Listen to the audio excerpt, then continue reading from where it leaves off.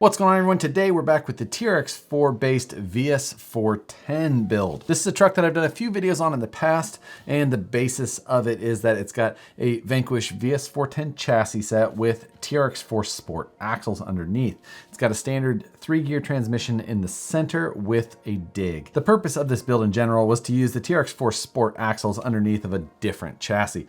The TRX4 chassis in general is okay. It's just not something that I really love to work with, just with a number of the clearance and positioning as far as how the battery sits and a number of the options with the transmission itself. The standard 3-gear transmission that I've got in here allows us the use of a dig, which is something that I really enjoy using and something that I have in a lot of my trucks. So that was something that I wanted to use with this combination. The benefits of using TRX4 Sport axles is that they are fairly inexpensive and they're fairly stout. However, on the last adventure that I took this truck on, I ran into one of the common weak points on these axles, and that is that the upper pinion gear in the portal box is easy to explode, and I did that. It's only a 9-tooth gear, doesn't have a lot of mesh to it, so pretty easy to explode, and in stock form it's just a sintered gear rather than a machined gear.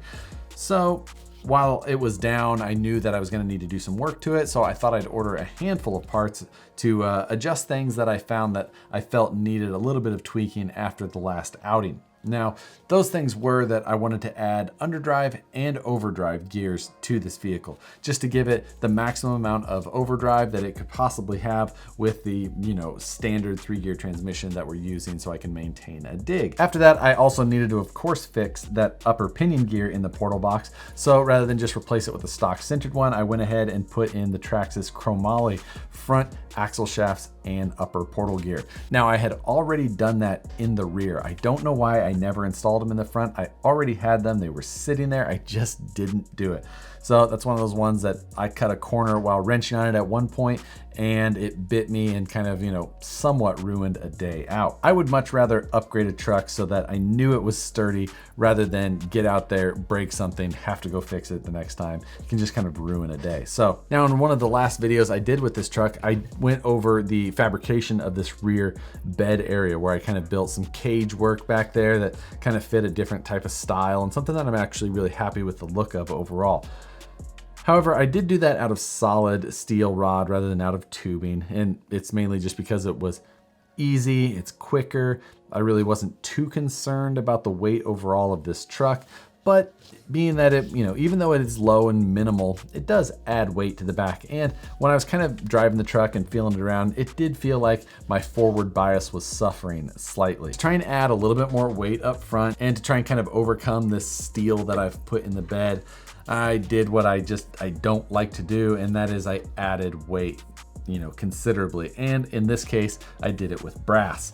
What I decided to go with was an outer portal cover, and I bought a set that has a number of things that you can add onto it. I didn't go overboard with adding anything. I basically put the portal cover on and then one small ring on the front outer portion. I took off those stainless steel brake weights that I had on the front though, just to kind of offset that rather than keeping to add a bunch more weight. I just added a little bit offset, taking away those brake weights.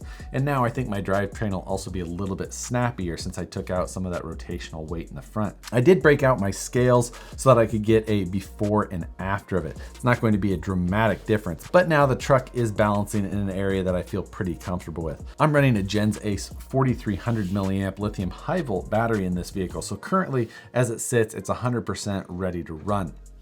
And as it sits, this truck weighs 7.9 pounds with the battery. Now, the purpose of adding the overdrive and underdrive gears, if you're not familiar with the benefits of those items, there's a number of things that they will assist you on. One is it will aid you in turning. It won't actually increase the angle that your knuckles can turn, obviously, because it has nothing to do with that. However, what it does is that it adds a little bit of drag to the rear. So as the fronts are hunting for traction, they're spinning faster than the rears, and it allows you to turn noticeably sharper than if you were running a 1-to-1 setup. Specifically, if you're running an overdrive and underdrive gear set in a vehicle like this. The other thing that it will do is it will aid in climbing. So when you're climbing something steep, Now the front wheels will be fighting and spinning faster than the rears. So this will oftentimes allow them to get more traction than the rear tires so that the fronts are more pulling you up rather than the rears trying to push you. Because if the rears are the one pushing you more than anything, it has a tendency to want to flip your truck over. So that's another one of the big benefits of Overdrive. Now there are some downsides to it as well. When you have an overdrive, and especially a extreme overdrive setup, as the front is spinning and you're on a side hill situation where your truck is at an angle like this, if that front is spinning faster and starts to lose a little bit of traction, it can want to wash down the front, or the rear as it's dragging, it may want to kind of scoot around as well. So it kind of depends, but with a difference in tire speed in the front or the rear, whichever one you're comparing to, you can end up with it wanting to slide or drag one way or another. Can just be a little bit less predictable on a side hill than a truck with one-to-one gearing. So it's just something to notice. You'll have to adjust how you drive if you decide to go with this type of setup, but it can be something that is a big benefit when driving on the rock. If you're just trail riding on fairly basic terrain, might not be something to worry about. It does add drag to your drivetrain, which will decrease your runtime, add stress to your motor, can build extra heat if you're not careful. So make sure if you add something like this, check your motor temperatures, especially after the first run. You know, get into it 10, 15, 20 minutes, check the motor, make sure that it's not getting scorching hot. A simple unit like this, you can actually usually get to the motor without having to remove the body or anything like that. An easy thing to take with you after you've done a major gearing change. And like I said, I think these things are like 15 bucks. One of the other things that I accomplished today was something that was a simple aesthetic change that I really wanted to do from the very beginning of when I built this, and I just finally got around to it. This Power Wagon body fits nicely on the VS4-10 chassis. However, the universal sliders that are included, they fit outside of the body, which is proper and kind of where you want them.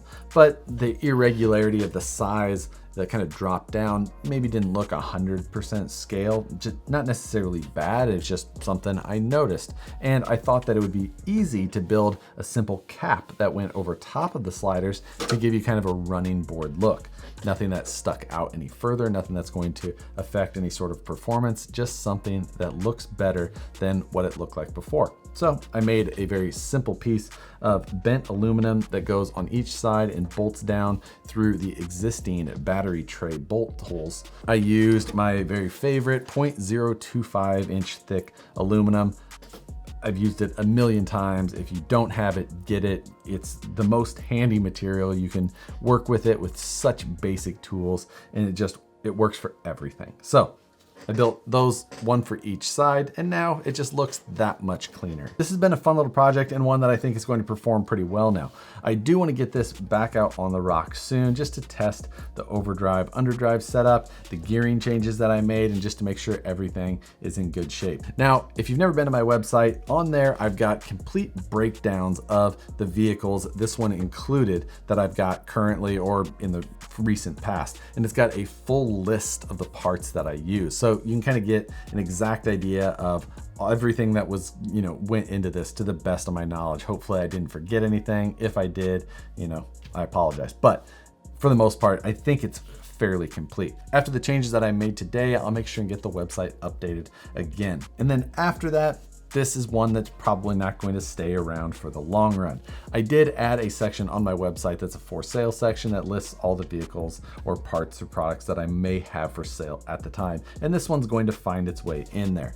It was just a fun build, one I wanted to throw together. I think that after I go out, have another fun run with it, it'll probably be time for it to move on again. I have a lot of trucks and a lot of trucks that I'm building right now for events coming up this year. So moving things along through the stable helps to fund the next project and the next project and the next project. I do need to swap out the dig servo that I currently have in this because right now I've got like a 500 ounce-inch dig servo, which is completely unneeded. So that is the top of the list to get done before it makes its way to the sale block as well. But beyond that, I think no major plans. I think it's gonna leave this place pretty much like you see it here. I may swap the dig servo into the steering and keep my Futaba A700, but I haven't decided yet. That 1,027 ounce-inches of power that this servo has was a lot of fun to drive with, but I don't know that it's needed in a rig that I assume somebody will just use as kind of a basic trail rig.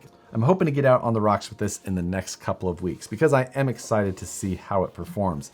It was fun the last time that I had it out, but obviously it was a little bit short-lived before I ended up with that upper portal gear explosion. So I expect the next run to be much more fulfilling. But I think that'll do it for this video. So hope you guys have an awesome rest of the week.